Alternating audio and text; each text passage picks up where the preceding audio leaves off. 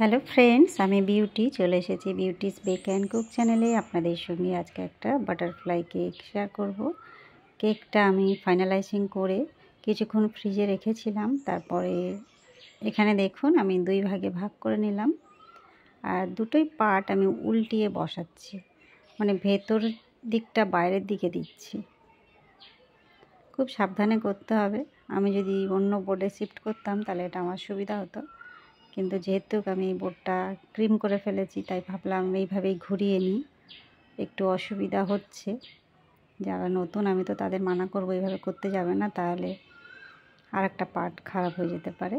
আমি অন্য বোর্ডে সরিয়ে নিয়েছি, নিয়ে আবার পজিশান করে এটা তুলে নিলাম, নিয়ে ঘুরিয়ে এইভাবে বসিয়ে দিলাম। এবার নিশ্চয়ই বুঝতে পেরেছেন কীভাবে বাটারফ্লাইটা হচ্ছে।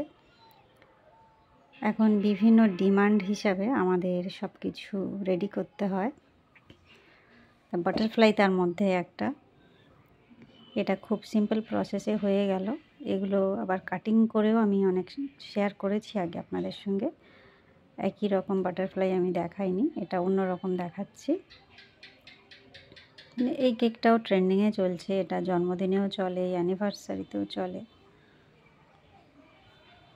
সব রকমের শেপগুলো আমাদের একটু শিখে রাখা দরকার, যেহেতু আমরা অর্ডার নিই কাস্টমারের। যারা নতুন তারা তো অনেক কিছুই জানে না আর কি, তাদের জন্যই আমার এইগুলো শেয়ার করা।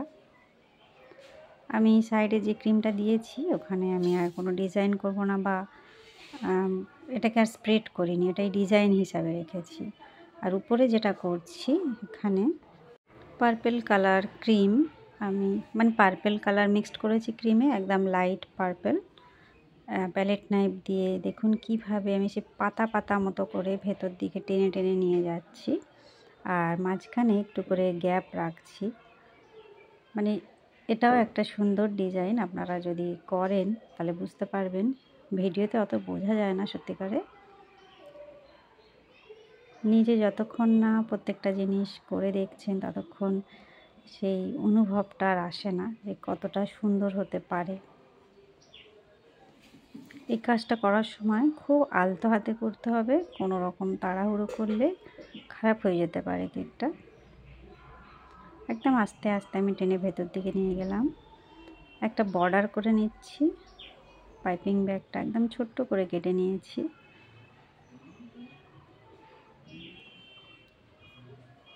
একটু হালকা করে ভাঁজ দিয়ে নিচ্ছি, যেহেতু আমি সাইডে কাটিং করিনি সেই জন্য।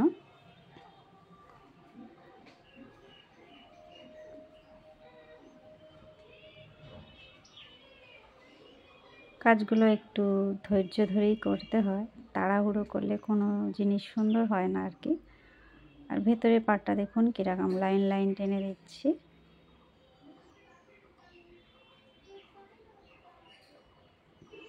এটা আমার 1 পাউন্ডের বাটারস্কচ ফ্লেভারের কেক ছিল। অনেক হয়তো মনে করবেন কতটা পাউন্ড হতে পারে। 1 পাউন্ডেও হবে, হাফ পাউন্ডেও হবে, কোনো অসুবিধা নেই। জাস্ট কেটে নিয়ে পার্ট দুটো মানে ঘুরিয়ে বসাতে হবে, আর নিচের দিকটা একটু চেপে কাছাকাছি করে দিতে হবে যাতে দেখতে আর একটু সুন্দর লাগে। এইখানে যে কালারটা ইউজ করছি এটা পার্পেল কালার, ডাইরেক্ট আমি নিয়ে একটু একটু করে দিয়ে দিচ্ছি যাতে এটা দেখে মনে হয় মানে একটু হালকা থাকবে, একটু ডিপ থাকবে।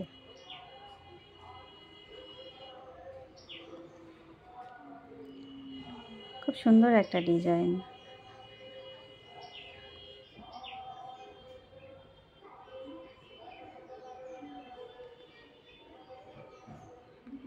এবারে নিচে একটা বর্ডার করছি, পাইপিং ব্যাগটা ছোট করে কাটা আছে, আর ডট ডট ডট ডট করে করছি।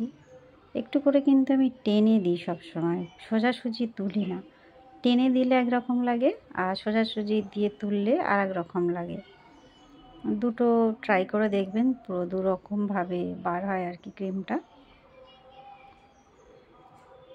প্রথমে ভাবছিলাম সাইডগুলো বর্ডার দেব না, পরে মনে হলো দিলে ভালোই লাগবে। এই যে দেখুন কত সুন্দর লাগছে।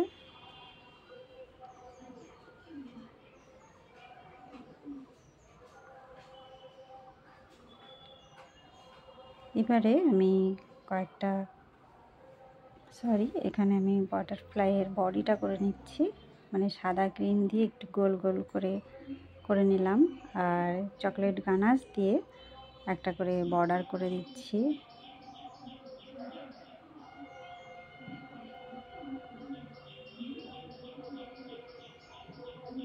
গানাশটা আমার একটু স্টিপ ছিল, যার জন্য একটু অসুবিধা হয়েছে, আর অত টাইমও নেই যে এই গানাশটাকে আবার আমি পাতলা করে তারপরে কাজ করব। যাই হোক, এইভাবেই কাজগুলো ম্যানেজ করে নিই কোনো রকমভাবে। ফুল বানাচ্ছি, এটা বড় সাইজের রোজ নজেল দিয়ে করছি। দেখুন কিভাবে করছি আমি। ফুলগুলো একটু খোলা খোলা আর কি, বেশি পাপড়ি হয় না এগুলোর, মানে করলে বড্ড বড় হয়ে যাবে, এই জন্য ছোটোর মধ্যে বেশি সুন্দর লাগে এই ফুলগুলো। এখানে আমি দুটো ফুল বসাবো, ডাইরেক্ট কলি বানিয়ে নিচ্ছি, নিয়ে ফুল করছি। আগে আমি কী করতাম, বেস বানিয়ে নিয়ে তারপর ফুলটা করতাম, সেটা আমি ছোট সাইজের রোজ নজেল দিয়ে যখন করি তখন বেসটা বানিয়ে নিই। যেটা সুবিধা হবে সেটাই করবেন, কোনো অসুবিধা নেই কোনো কিছুতে। এখানে নামটা লিখে নিচ্ছি, নামটাও দেখুন এত সুন্দর ম্যাচ হয়েছে, তিতলি লিখছি আমি এখানে। আমি ক্রিম দিয়েই লিখে নিলাম বোর্ডের উপরে, তারপরে একটু চকলেট গানাশ দিয়ে লেখাটা একটু হাইলাইট করে দিচ্ছি। এই যে আমার কেকের ফাইনাল লুক বন্ধুরা, কেমন লাগলো? ভালো লাগলে বা একটু হেল্পফুল মনে হলে অবশ্যই একটা লাইক করবেন, চ্যানেলটা সাবস্ক্রাইব করে রাখবেন। আমি ফেসবুক, ইনস্টাগ্রাম, ইউটিউব 3 জায়গাতেই আছি, আমাকে ফলো করতে পারেন। দেখা হবে নেক্সট নতুন কোনো ভিডিও নিয়ে। Bye bye.